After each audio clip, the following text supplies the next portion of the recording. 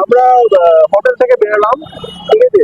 তো এবার আমরা যাচ্ছি হচ্ছে বামাখ্যাপার মন্দিরে। তো বামাখ্যাপার মন্দির মানে হচ্ছে তারাপীঠে এসছি বামাখ্যাপার, তো বামাখ্যাপাকে তো অস্বীকার করা তো যাবে না, সিম্পল ব্যাপার। তো সেক্ষেত্রে আমরা যাব ওনার পীঠস্থানে এবং এক্সপ্লোর করব যে উনি ওনার কিছু যদি হিস্ট্রি বা কিছু পাওয়া যায়, তো সেক্ষেত্রে আমরা সেটাকে দেখানোর চেষ্টা করব। আমরা এখন টোটো তুলেছি মোটামুটি ভাবে আপনার তারাপীঠ থেকে, তারাপীঠের বাইরে এসে আমরা টোটো ধরলাম। 30 টাকা করে পার হেড, 30 টাকা করে পার হেড টোটো চার্জ করে। তো আমরা একটা রিজার্ভ করে নিয়েছি যাতে কিনা আমরা সবাইকে তাদেরকে একটু এক্সপ্লোর করে দেখাতে পারি। তো দেখতেই পাচ্ছেন আজকে খুব ক্রেজ, রাস্তাঘাটে প্রচুর ক্রেজ এবং আস্তে আস্তে এগোচ্ছে। নর্মাল দিনে এরকম থাকে না, নর্মাল দিনে একটু জ্যাম ফ্রি থাকে। গন্তব্যস্থান আটলা। যাবার সময় শিব ঠাকুরের এক মন্দির চোখে পড়ল, কিন্তু বন্ধ থাকায় আমরা আর নামিনি। পৌঁছতে লাগলো মিনিট 15 সময়। নিজের বাড়ি জন্মস্থান। ওকে, তো আমরা চলে এসেছি অলরেডি নিজের বাড়ি বামাখ্যাপার জন্মস্থান দর্শনপুর কিনা প্রায়। তো আমরা অলরেডি নামবো এখন এর থেকে। তুমি থাকো না?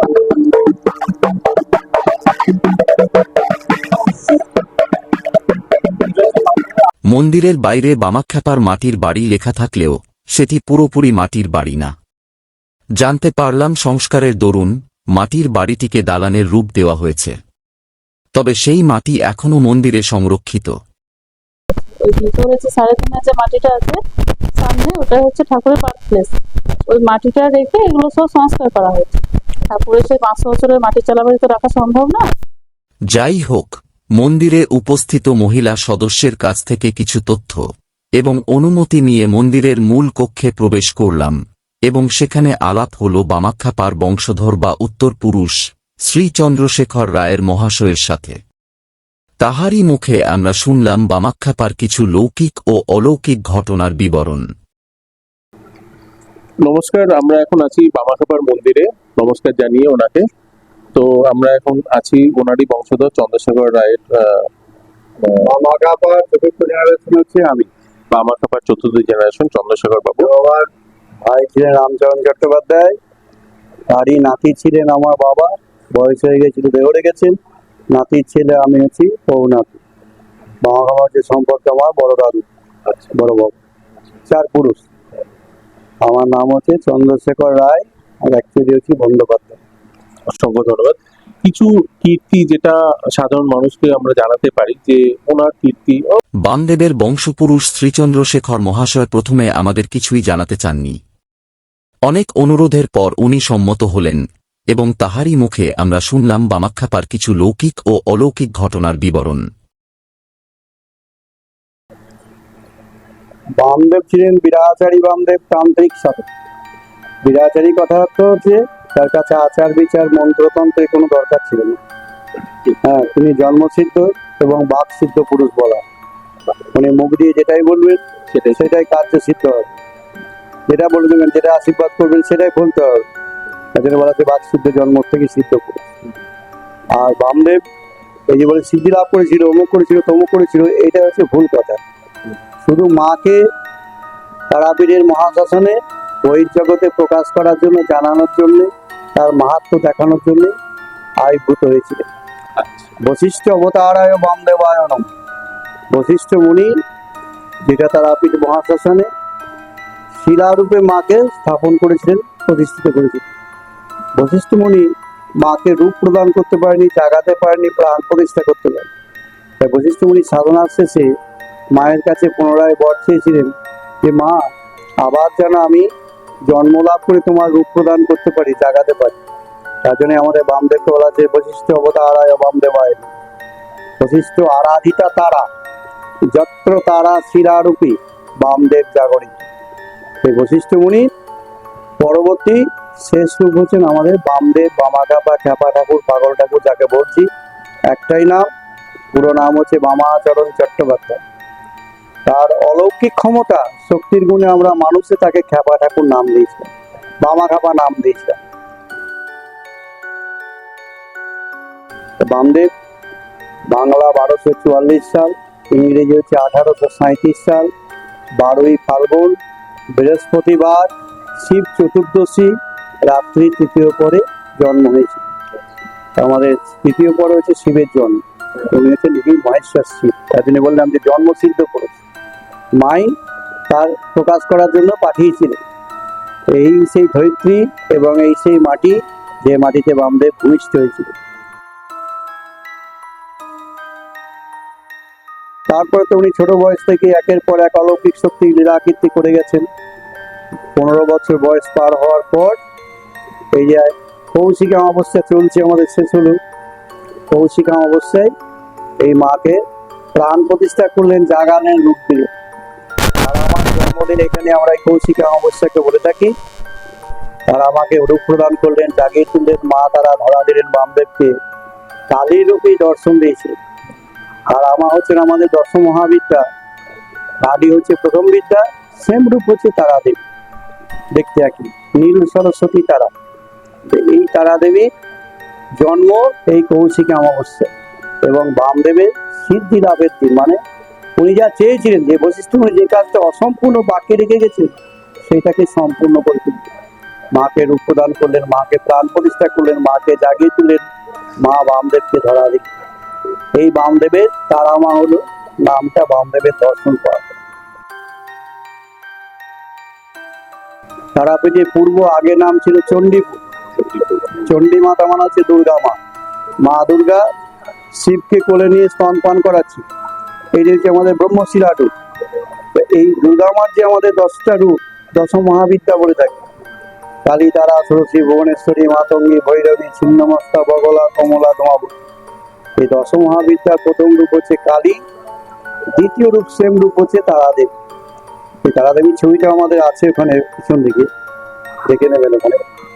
আমাদের এই তারাদেবী নামটা হলো বামদেবের সিদ্ধি লাভের কথা, যিনি বলছে সিদ্ধি লাভের দিন, এবং তারামার আমরা জন্মদিন বলে থাকি এই কৌশিক অমাবস্যাকে। কালীর কোষ রাগ আগুন থেকে উৎপত্তি হলো তারা। এই বামদেব তারা মাকে পেয়ে মায়ের ধ্যান জ্ঞানী বিভোর, তার জন্য বড় মাতা নাম দিয়েছে, বড় মা বলতে। আর জন্মদাত্রী এখানকার মাকে বামদেব কি বলতেন? ছোট মা। ওই যে 15 বছর বয়সে উনি সিদ্ধায় হলেন, তারপরে উনি মহাশ্মশান, তারাপীঠ শ্মশান, তারা অহংকারী বড় মা ধ্বনিকেই কম্পিত করেছে। আর মাঝে মাঝে ক্ষণিকের জন্য মা গর্ভধারিণীকে দেখা করার জন্য দ্বারকা নদী পার হয়ে ছুটে ছুটে আসতেন, মায়ের সঙ্গে গাল গল্প দেখা সাক্ষাৎ করে সঙ্গে সঙ্গে চলে যেতেন। বাড়ি থেকে পার হয়ে আসতেন, তখন দ্বারকা নদী তো ব্রিজ নেই, নৌকা নেই, দ্বারকা নদীর উপর দিয়ে, জলের উপর দিয়ে হেঁটে আশপাশ করে আসতো। আর বর্ষাকালে তো ভরপুর জল, বুঝতেই পারছো। আর ইদানিংকালে তো আমাদের ব্রিজ হয়েছে, আর তখনকার সময় নৌকা ছিল, তার নৌকা তো সবসময় প্রচলন ছিল না। আমাদের হেঁটে সাঁতরি ব্রিজ, হেঁটে সাঁতরি কথাটার অর্থ কি?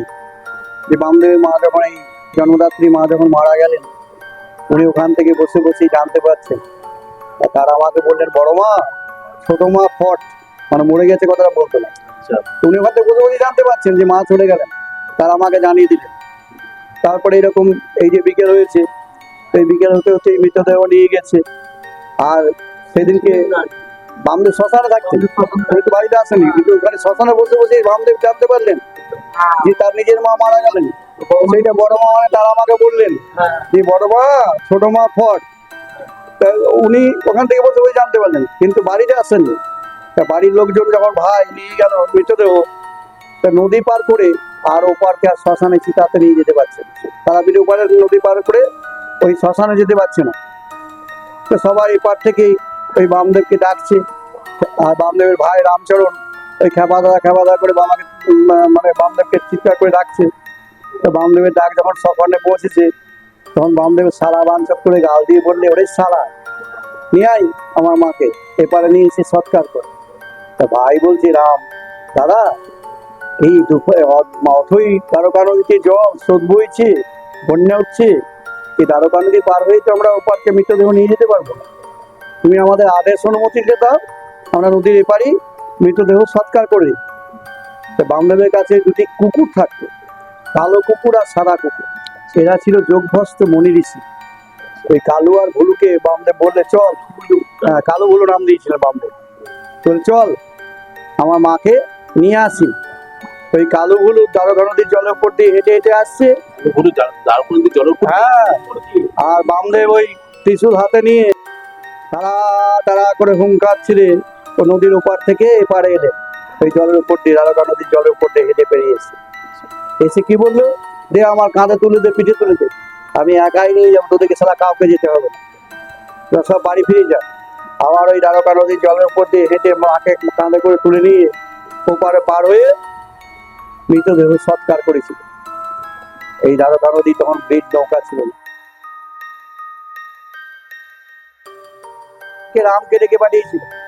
রাম যখন গেল তখন আদেশ করলো কি, যে 7খানা গ্রামের ব্রাহ্মণদের নেমন্তন্ন করবে, সপ্তগ্রামী। তো ভাই তো অবাক, বলে দাদা এত সব অতিথি ব্রাহ্মণদের আমি খাবার দাবার জোগাড় আয়োজন কি করে করবো? বলে আমার বড় মা আছে কেন, যার চিন্তা সে করছে, যা তুই সব নেমন্তন্ন করে দে। আমার দক্ষিণী ছোট মায়ের কাজে আমি ব্রাহ্মণদের খাওয়াবো না? তবে দাদা কথা তো অমান্য করতো না ভাই, যথারীতি সব 7খানা গ্রামের ব্রাহ্মণদের নেমন্তন্ন করা হয়েছে। এবার বামদেব আর বাড়িতেও পৌঁছায়নি, আর ভাইও ওই খাবার দাবারের জোগাড় আয়োজন কোনো কিছুই করতে পারে। এই খাওয়ান দাওয়ানের দিনে সকাল থেকেই ব্রাহ্মণ অতিথিরা আসতে আরম্ভ হয়ে গেছে। যত বেলা বাড়ছে ব্রাহ্মণদের সমাগম বাড়ছে। আর আমাদের নেমন্তন্ন করে তো আমরা খাবারের স্থানটা আগে দেখে গিয়ে, তারা এসে তো খাবারের জায়গা খুঁজছে, কিন্তু এই যে খাবারের ব্যবস্থা তো কিছুই নেই। তো বিরাট একটা হইচই হুলস্থুল কাণ্ড আরম্ভ হয়ে গেল। তখন গ্রামের যারা অতিথি ব্রাহ্মণ ছিল তারা বলে, যাও খ্যাপাকে গিয়ে খবর দাও, খ্যাপা নামে সম্বোধন, আমাদের কি বাড়িতে খাবার দাবার ছিল না, শীঘ্রই তারপর খ্যাপাকে গিয়ে খবর দাও।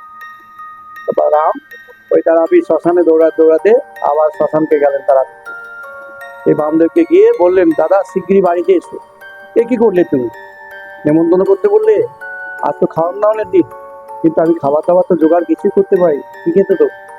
তো বামদেব হা করে হেসে বললে, ওই মা তারা বেটি বসে আছে কেন রে, যার চিন্তা সে করছে, যা সব বসতে বলগা, আমি গিয়ে ব্যবস্থা করছি। তা আবার ভাই তো ওই কথা শুনে রাম এসে আহ্বান করে সব ব্রাহ্মণদের বসতে বলেছেন। তার পরবর্তী বামদেব এই বড় মা তারা মাকে জানিয়ে এই ত্রিশূল হাতে নিয়ে মা তারা নাম গান গাইতে গাইতে এই বাড়িতে এসে প্রবেশ করলেন। বড় মা আমি এসে গেছি বলে ওই ত্রিশূল রেখে বসলেন দাওয়াতে, বারান্দাতে। অঝরে ম্যাজিকের মতন ওখান থেকে খাবার এসে পৌঁছে গেছে, নামিয়ে নিয়ে গেছে। ওই ঝুড়িতে করে ধামায় করে মাথায় করে লুচি মিষ্টি দই মাছ নামিয়ে দিয়ে চলে যাচ্ছে। সব তারা মা খাবার পাঠিয়ে দিচ্ছে। খাবার এসে গেল, শান্ত পরিবেশ হয়ে গেল, খাবার খেতে বসানো শুরু হবে। আকাশে তখন কালো হয়ে মেঘ উঠে গেছে। সবাই বলছে বৃষ্টি নামবে এখনই, খাবার খেতে বসতে চাইছে। তা বামদেবের আদেশ তো অমান্য করতো না, সবাই বসে পড়লো। খাবার খেতে শুরু হয়ে গেল।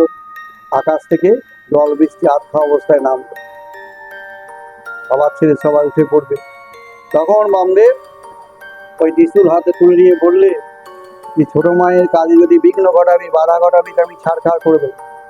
ওই ত্রিশূলটা দিয়ে বামদেব তাড়া করে ওই চারিদিকে ব্রাহ্মণদের তাক ফেলে দিয়েছি, যে এই দেখ তোদের গন্ডি কেটে দিলাম, তোদের এখানে বৃষ্টি হবে না।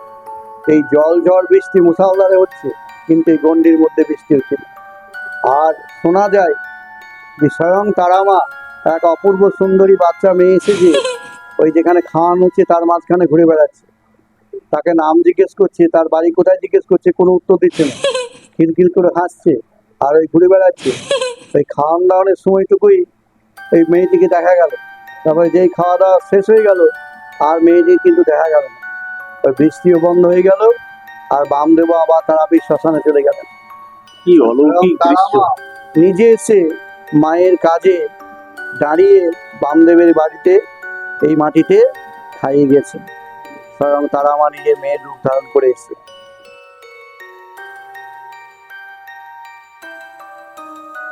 আর একটু এই মায়ের কথা যে বললাম, স্বয়ং মার সঙ্গে আমাদের ছেলের যেমন কথা হয়, তারামার সঙ্গে মায়ের সেরকম কথা হতো। হ্যাঁ, বাম না খেলে আজ পর্যন্ত তারামা খান না, এটা একদম বাস্তব সত্য ঘটনা। এই যে মায়ের কথাটা বললাম, যে মায়ের রূপ ধরে এসে এই বাচ্চা মেয়ে এসে যে খাইয়ে গেলেন। আবার এরকম কাশিতেও যখন গিয়েছিলেন, কাশীর অন্নপূর্ণা মন্দিরে 4 দিন ধরে অনাহারে ছিল, বামা খাপা অনাহারে ছিল। বামা খাপা।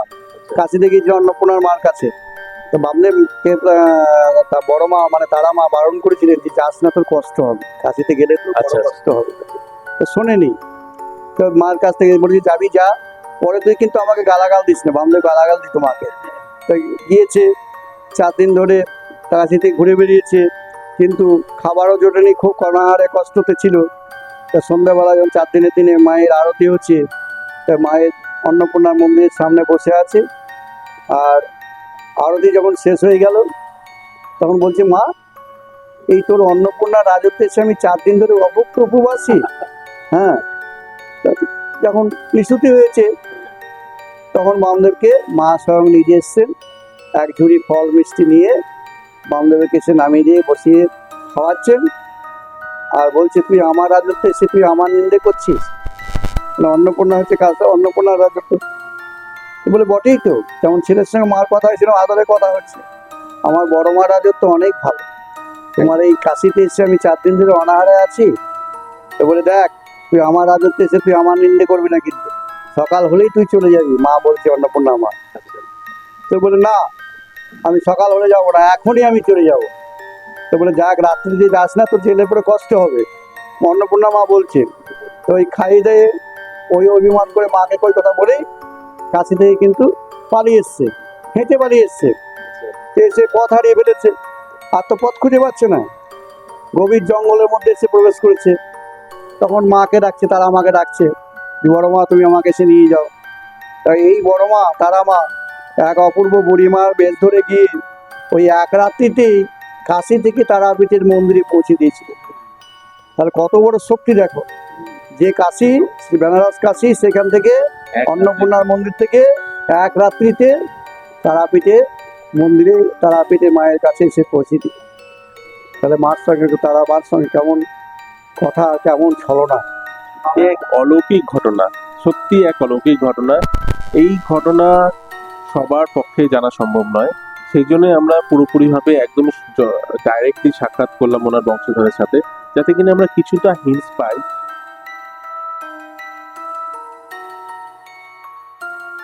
তো আমরা জানবো জীবৎকিণ্ডের যে পুকুর, যেটা তারাপীঠের সংলগ্ন স্থান, সেই পুকুরের একটা অলৌকিক ঘটনা, সেই সম্বন্ধে আমরা কিছু জানবো তোমার কাছ থেকে। আমাদের জয় দত্ত বণিক যখন নৌকা নিয়ে বাণিজ্য করতে এসেছিলেন, আমাদের সতীঘাট বলা হয়, দ্বিতীয় তারা আমার আছে মুন্নমালতলা বলে, ওইটা হচ্ছে আমাদের সতীঘাট। এই সতীঘাটে যখন নৌকা ভোর রাত্রিতে লাগিয়ে যখন নেমে আসছেন তার পুত্র সন্তানকে সঙ্গে নিয়ে, তখন মা তারা মা এক কুমারী মেয়ে সেজে, অপূর্ব সুন্দরী রমণী সেজে ওই নদীতে স্নানে নেমে যাচ্ছে। আর জয় দত্ত ওই সন্তানকে নিয়ে উঠে আসছেন। সেই মুহূর্তে জিজ্ঞেস করেছিল, তো নৌকায় বজরায় কি আছে, জয় দত্তকে। আচ্ছা, তা জয় দত্ত, হ্যাঁ, যে মা যে স্বয়ং চান করতে যাচ্ছিলেন, মা নিজেই স্বয়ং জিজ্ঞেস করছেন তো নৌকায় বজরায় কি আছে। তা জয় দত্ত তো ওই মেয়েটির দিকে তাকায়নি, না তাকিয়ে বলেছিল ছাই আছে। তা জয় দত্ত পুত্র সন্তানকে নিয়ে জঙ্গল পেরিয়ে মাকে যখন এই শিলামূর্তিতে প্রণাম করতে এলেন, প্রণাম সেরে যখন আবার ফিরে যাচ্ছেন, তখন ওই সর্পদংশনে সাপে কেটেছিল জয় দত্ত, এবং নৌকার ঘাট পর্যন্ত যদি যেতে ওই পুত্র সন্তান ঢলে পড়ল, মারা গেল। আর ওই যে বলেছে নৌকায় তোর কি আছে বজরায়, ছাই আছে বলেছে, মানে কি নৌকায় তখনকার সময় মণিমাণিক্য সোনা দানা দিলেন, টাকা পয়সা রেখে এসেছিল নৌকাতে, তাই জন্য কোনো ভক্ষেপ না করে বলেছে ছাই আছে, এবং সেগুলো দেখবে সব ছাই হয়ে আছে। হ্যাঁ, ওই যে বলেছে ছাই আছে, নৌকায় যেটা রাখা ছিল সেটা সব ছাই হয়ে আছে। আর এই পুত্র সন্তানটি সাপে কেটে মারা গেল, তখন গিয়ে দেখলো যে সব ছাই হয়ে আছে। তখন জয় দত্তের চৈতন্য জাগ্রত হলো কি, তাহলে সে মেয়েটা আমাকে জিজ্ঞেস করে সেই স্বয়ং মা এসেছিলেন নিচে, তাহলে মেয়ে চিনতে ভুল করলেন, তাহলে আমি আর বাণিজ্য করব না, দেশে ফিরবো না, আমি ওইখানে মায়ের কাছে প্রাণ ত্যাগ করব। আর যারা নৌকা চালিয়ে নিয়ে এসেছিল চালকগুলি, আমাদের এই যে মার মন্দির জীবৎকুণ্ডী পুকুরে কথা বলছি, তখন মাছ শ্মশানের মাঝখানে পুকুরটি, সেই পুকুরটিতে স্নান করেছে, সকাল হয়ে গেছে, উঠেছে, চান টান করে উঠে আসছে যখন, তখন ঘাটে একটা বিরাট বড় শোল মাছ দেখতে পেয়েছে। ওরা মনের আনন্দে মাছটাকে ধরেছে। তারপরে রান্না টান্না করে খাওয়া দাওয়া করে আবার নৌকা যাত্রা শুরু করব। রান্না বসিয়েছে, মাছও কাটা হয়েছে। তাই কাটা মাছ যখন পুকুরটাতে ধুতে গিয়েছে, পিস পিস মাছ আবার জীবন্ত হয়ে গোটা হয়ে পুকুরে চলে গেছে। তো বলে তো অদ্ভুত ব্যাপার, তো রাজাবাবুকে গিয়ে সংবাদটা দিতে হবে না, এ কি ঘটনা ঘটছে। রাজাবাবুকে যখন সংবাদ দেওয়ার জন্য এলেন, তখন রাজাবাবু দেখছে যে সব শোকার্ত, রাজাবাবু পুত্র সন্তান মারা গেছে, সব ছাইভস্য হয়ে আছে। আর জয়দত্ত রাজা বলছি যে আমি আর দেশে ফিরবো না, বাণিজ্য করবো না, আমি এখানে প্রাণ ত্যাগ করবো। তখনই চালকগুলি বললেন, রাজাবাবু আপনার এই মৃত সন্তানকে আমরা কলার মেলে করে বেঁধে এই পুকুরটাতে ভাসিয়ে দিই। যখন আমাদের এই কাটা শোল মাছ জীবন্ত হয়ে চলে গেল, তখন এই পুকুরটার মধ্যে কিছু একটা শক্তি মাহাত্ম্য লুকিয়ে আছে। ওই কালার মেলে করে পুকুরের জলে ভাসিয়ে দিয়েছিল পুকুরটাতে। কয়েক ঘন্টা পর তাড়া করে বেঁচে উঠেছিল এই পুত্র সন্তান। এবং ওই মণিমাণিক্য সোনা দানা যা নৌকায় রেখেছিল যেমনটা সেরকম ভাবেই আবার ফিরে পেয়েছিল। এবং সেই রাত্রিতেই মা স্বপ্নাদেশে বললেন যে আমি তো তোর সব ফিরিয়ে দিলাম, আমি তোর কাছে গিয়েছিলাম, তুই তো আমাকে চেয়ে তাকেও দেখলি না। আমি দীর্ঘ বছর এই ঝোপ জঙ্গলে, গভীর জঙ্গলে পড়ে আছি শিলারূপে, তুই আমার পুজোর ব্যবস্থা করে দে, মন্দিরের ব্যবস্থা করে দে। আজ থেকে এই পুকুরটার নাম হলো জীবিত কুণ্ড পুকুর। এই পুকুরের জল যে স্পর্শ করবে সে পুনরায় প্রাণ ফিরে পাবে। তার জন্য এই পুকুরটার নাম হচ্ছে জীবিত কুণ্ড পুকুর। যে আজকে আমরা মন্দিরে গিয়ে যেটা জানতে পারলাম, সেই পুকুরে কাউকে কিন্তু নামতে দেওয়া হয় না। তো যাই হোক, আমরা শ্রদ্ধা রাখবো সেই পুকুরটা, সেই মায়ের মন্দির এবং সবার সেই সময়কার সবকিছুর উপরে। এই যে যারাদেরকে দেখতে পাচ্ছি তাদের যদি একটু নামকরণ আপনি একটু আমাদের বলুন। এগুলো সব এক একজন মহাপুরুষদের ছবি। যে আমরা প্রথম যে দেখতে পাচ্ছি বাদিকে তো আমাদের ওইটা আমাদের প্রণবানন্দ ব্রহ্মচারী ভারত সেবার সঙ্গে, ওটা সাই বাবা, ওটা লোকনাথ বাবা, এটা চৈতন্য মহাপ্রভু, এটা তুলসী দাস, ওটা আমাদের কাঠুরিয়া বাবা, ওটা জাম্বির বাবা, ওই যে ত্রৈলঙ্গ মহাস্বামী, ওই জগৎগুরু শঙ্করাচার্য আছে, গোরখনাথ আছে, আর নিচে আছে আমাদের এটা শিষ্য, হ্যাঁ এটা তারাকা বলছেন দ্বিতীয় শিষ্য, আর দিগমানন্দ সরস্বতী হচ্ছে প্রথম শিষ্য। এই বড় ছবিটা যে বামদেবের লাস্ট বয়সের ছবি, কোনটা হ্যাঁ ত্রিজগৎ, কোনটা এই সাদা ছবিটা, এই যে না, এই side, এই side। ওটা নিয়ে ওইটা বামদেবের শেষ বয়সের ছবি। আচ্ছা লাস্টে ক্যামেরা তোলা ওই একটি ফটো। আচ্ছা আচ্ছা আর নিচের গুলো সব শিষ্যদের ছবি, সব সব নাম লেখা আর দেখো, নিগমানন্দ সরস্বতী, তার শিষ্য শ্রী গুরু দুর্গাবর্ষণ পরমহংসদেব, ওটা মহৎ বিশুদ্ধানন্দ, ওটা বালানন্দ, আর এইদিকে আছে তারা খাপা, আর তোতাপুরি মহারাজ হচ্ছেন ঠাকুর রামপুরি, এই তোতাপুরি মহারাজ এইখান থেকে এই যে তোতাপুরি, ওই রামকৃষ্ণ দেবের গুরুদেব। রামকৃষ্ণদেব গুরুদেব, রাইট? নাম শুনেছি। এগুলো সব আগে যেমন মহাপুরুষদের ছবি আছে, সাধকদের ছবি রয়েছে, হ্যাঁ সব আছে ওখানে। বিবেকানন্দ আছে, রামকৃষ্ণ দেব আছে। আচ্ছা, বিবেকানন্দ কি কখনো এসেছিলেন এখানটায়? ওই তো বললাম যে রামকৃষ্ণের বাড়ি ছিলেন, জীবন্ত শিব বলার জন্য। রবীন্দ্রনাথ ঠাকুর এসছেন, বিবেকানন্দ এসছেন। ওনাদের নিজেদের মা এবং ছেলের কীর্তি তো আমরা অহরহ শুনতেই পাই।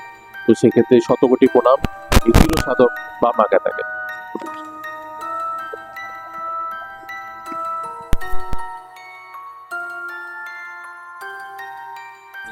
তো অনেকেই এখানে ভাবেন যে 51 ফিটের 1 ফিট বা 52 ফিট, অনেক সময় তর্ক বিতর্কের মধ্যে খাতিরে ধরা হয় যে 52 ফিটের 1 ফিট হচ্ছে তারাপীঠ। কিন্তু আসলে আমরা জানতে পারলাম দাদার কাছ থেকে যে এটা তা নয়। এটা অ্যাকচুয়ালি কি একটুখানি বলুন। এইটা তারাপীঠের পূর্ব আগে নাম ছিল অচিন্ত নগর। আচ্ছা এখানে জয়দত্ত বণিক জলপথে নৌকা নিয়ে বাণিজ্য করতে এসেছিলেন, এবং জয়দত্তের প্রতিষ্ঠিত আমাদের তারামার মন্দির আছে, ছোট মন্দির। আচ্ছা সেই মন্দির আমরা তারাপীঠে আছে, এখন দোকানপাটে ঢাকা পড়ে গেছে। আচ্ছা আচ্ছা এই জয়দত্ত প্রথম, জয়দত্ত সদাগর বণিক নৌকা নিয়ে জলপথে বাণিজ্য করতে এসেছিলেন। তখন মা চণ্ডী রূপে বিরাজতেছিল। আচ্ছা তখনকার সময়ে নাম ছিল তারাপীঠে অচিন্ত নগর। আচ্ছা তা আমাদের এই বশিষ্ঠমণির আশ্রম হচ্ছে আসাম কামরূপ কামাখ্যা।